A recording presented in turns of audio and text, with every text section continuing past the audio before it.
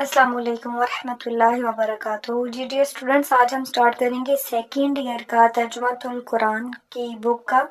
ठीक है, तो इसमें टोटल आपकी जो सूरह है वो सूरह निसा भी है, सूरह माइदा भी है, सूरह नूर भी है, सूरह अल अहज़ाब भी है, सूरह फतह भी है, अल फतह और सूरह अल हुजुरात। ये सारी सूरतें हैं, तकरीबन 7 या 8 सूरतें बनती हैं। लेकिन आप कोशिश करिएगा कि यहाँ पे जितनी भी वीडियोस है सारी देखें, ये बहुत ज़्यादा इंफॉर्मेटिव वीडियोस होंगी।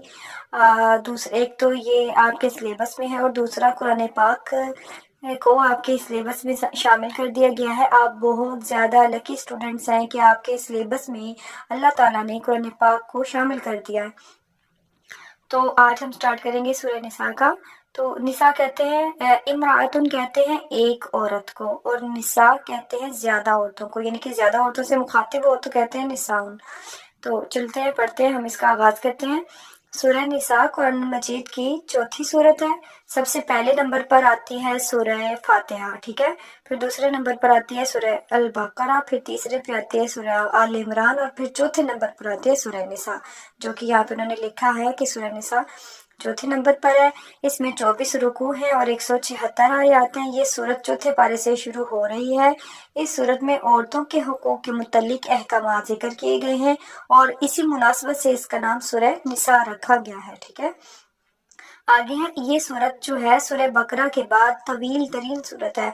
आपने फर्स्ट ईयर में पढ़ा होगा कि जो सूरह अल बकरा है उसमें टोटल 286 आयत है, जबकि सूरह निसा में 176 आयत है। 110 आयत का डिफरेंस है, ठीक है।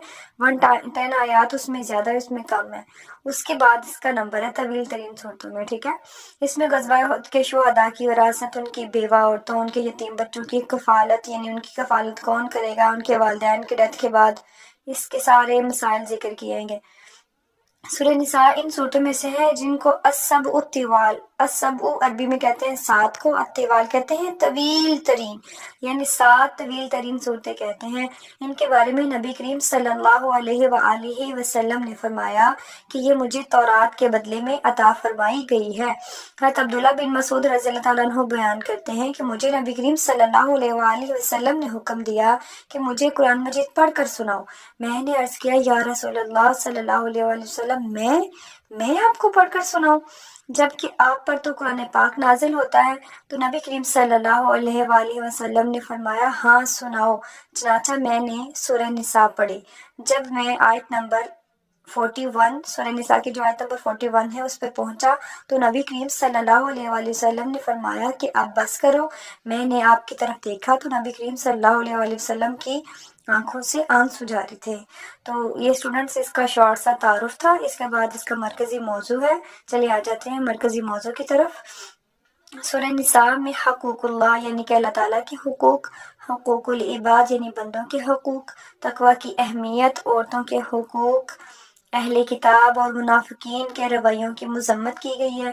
गज़वा बदर और गज़वा उहद और समाजी ज़िंदगी की इस्लाह से मुतल्लिक जितने भी अहकामात हैं वो इस सूरत में बयान किए गए हैं।